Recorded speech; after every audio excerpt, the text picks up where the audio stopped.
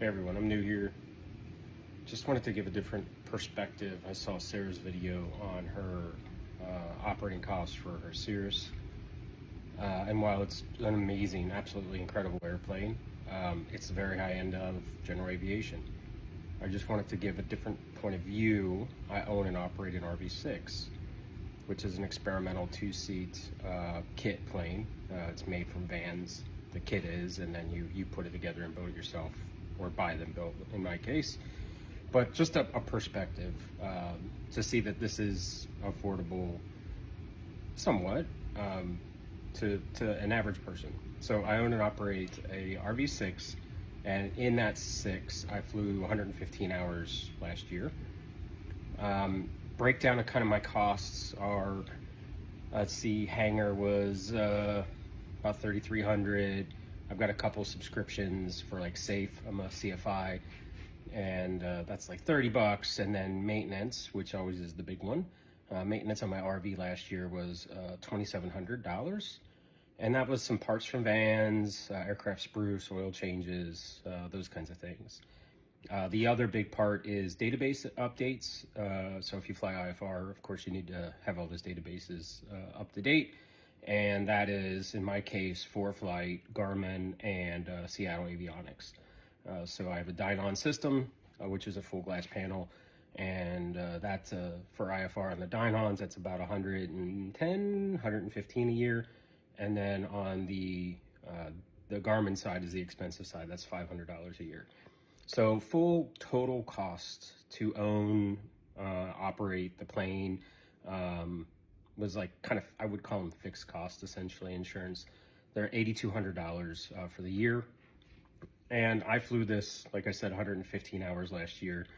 If I do her same math at $6 a gallon, I burn somewhere in the neighborhood of 11 gallons an hour, between 10 and 11, so I rounded up to 11.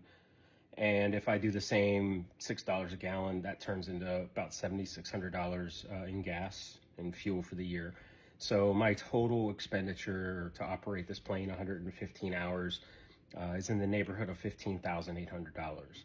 So again, you know, she, I think, was in the high mid 50,000 range. I'm at 15,000 for a similar, less time, but that's okay.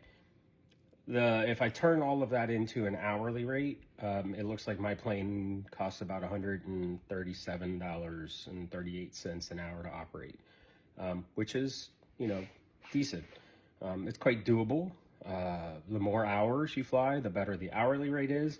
But those fixed costs that I talked about really up front, so like hangar, insurance, and databases, those are going to be fixed whether I fly 1 hour or fly 300 hours. The capability of the airplane is quite different.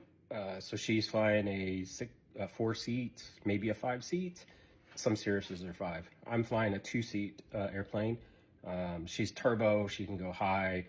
I'm not turbo, I'm carbureted with a fixed pitch prop, which also keeps my maintenance down. So there are some trade-offs. I can, however, and I have flown from coast to coast and corner to corner.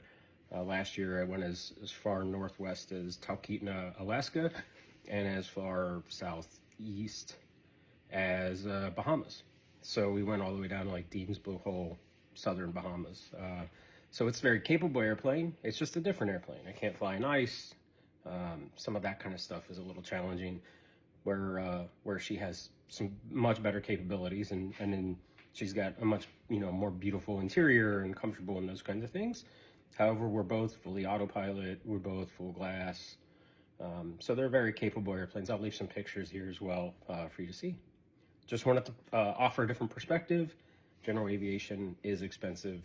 However, it can be affordable, just likely not with a Cirrus. But if you could afford a Cirrus, go for it. If I could, I would as well.